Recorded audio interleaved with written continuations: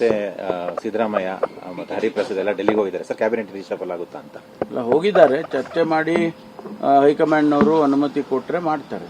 ಬರಗಾಲ ಅನೌನ್ಸ್ ಆಯ್ತು ಅಂದ್ರೆ ರಾಜ್ಯದ ರೈತರಿಗೆ ಯಾವ ತರ ಅನುಕೂಲ ಆಗುತ್ತೆ ಸರ್? ಅದಕ್ಕೇನು ಕೆಲವೆಲ್ಲ ಇನ್ನೂ ನಾವು ಡಿಸೈಡ್ ಮಾಡಿಲ್ಲ. ಅದನ್ನ ರೈತರಿಗೆ ಅನುಕೂಲ ಆಗಬೇಕು, ಸಾಮಾನ್ಯ ಜನರಿಗೆ ಅನುಕೂಲ ಆಗಬೇಕು. ಆಮೇಲೆ ಯಾರು ಕಾಮಗಾರಿಗಳಿಲ್ಲ ಅಂತೇಳಿ ಗುಳೆ ಹೋಗ್ತಾರಲ್ಲ, ಕೂಲಿ ಮಾಡೋರೆಲ್ಲ ಊರು ಬಿಡ್ತಾರೆ, ಅವರಿಗೆ ಅನುಕೂಲ ಆಗಬೇಕು. ಇವೆಲ್ಲ ಮನಸ್ಸಲ್ಲಿ ಇಟ್ಕೊಂಡು ನಾವು ತೀರ್ಮಾನಗಳನ್ನು ಈಗ ಆಗಸ್ಟ್ 6ರಿಂದ ಅಧಿವೇಶನ ಇದೆ, ಸೊ ವಿಸ್ತರಣೆ ಆಗ್ಲೇಬೇಕಾದಂತ ಅನಿವಾರ್ಯತೆ ಇದೆ. ಆಗುತ್ತಾ ಶುಕ್ರವಾರದೊಳಗಡೆ ಅಂತ ಸರ್?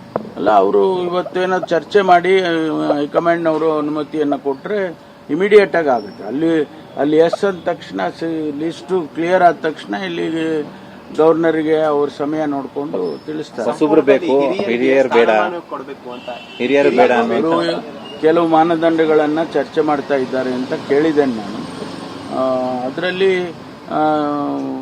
ಯುವಕರಿಗೆ ಹೆಚ್ಚು ಪ್ರಾತಿನಿಧ್ಯ ಕೊಡಬೇಕು ಅನ್ನೋದು ಕೂಡ ಒಂದು ಅಂಶ. ಅದನ್ನ ಕನ್ಸಿಡರ್ ಮಾಡಬಹುದು. 2028 ಈ ಪ್ಲಾನ್ ಆಫ್ ಆಕ್ಷನ್ ಇಟ್ಕೊಂಡೇ ಈಗ ಸಂಪುಟ ವಿಸ್ತರಣೆ ಮಾಡೋ ಲೆಕ್ಕಾಚಾರ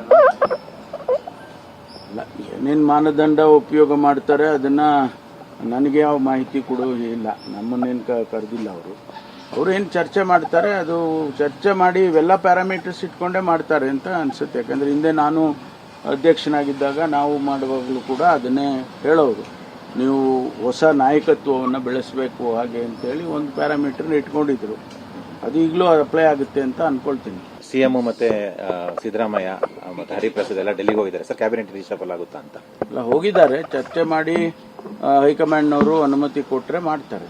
ಬರಗಾಲ ಅನೌನ್ಸ್ ಆಯ್ತು ಅಂದ್ರೆ ರಾಜ್ಯದ ರೈತರಿಗೆ ಯಾವ ತರ ಅನುಕೂಲ ಆಗುತ್ತೆ ಸರ್? ಅದಕ್ಕೇನು ಕೆಲವೆಲ್ಲ ಇನ್ನೂ ನಾವು ಡಿಸೈಡ್ ಮಾಡಿಲ್ಲ. ಅದನ್ನ ರೈತರಿಗೆ ಅನುಕೂಲ ಆಗಬೇಕು, ಸಾಮಾನ್ಯ ಜನರಿಗೆ ಅನುಕೂಲ ಆಗಬೇಕು.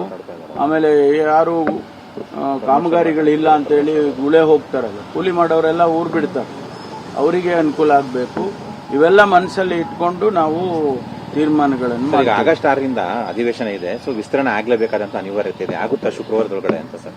ಅಲ್ಲ, ಅವರು ಇವತ್ತೇನೋ ಚರ್ಚೆ ಮಾಡಿ ಹೈಕಮಾಂಡ್ನವರು ಅನುಮತಿಯನ್ನ ಕೊಟ್ರೆ ಇಮಿಡಿಯೇಟ್ ಆಗಿ ಆಗುತ್ತೆ. ಅಲ್ಲಿ ಎಸ್ ಅಂದ ತಕ್ಷಣ ಲಿಸ್ಟು ಕ್ಲಿಯರ್ ಆದ ತಕ್ಷಣ ಇಲ್ಲಿ ಗವರ್ನರ್ಗೆ ಅವ್ರ ಸಮಯ ನೋಡಿಕೊಂಡು ತಿಳಿಸ್ತಾರೆ. ಹೊಸಬ್ರು ಬೇಕು, ಹಿರಿಯರು ಬೇಡ, ಹಿರಿಯರು ಬೇಡ. ಅವರು ಕೆಲವು ಮಾನದಂಡಗಳನ್ನ ಚರ್ಚೆ ಮಾಡ್ತಾ ಇದ್ದಾರೆ ಅಂತ ಕೇಳಿದ್ದೇನೆ ನಾನು. ಅದರಲ್ಲಿ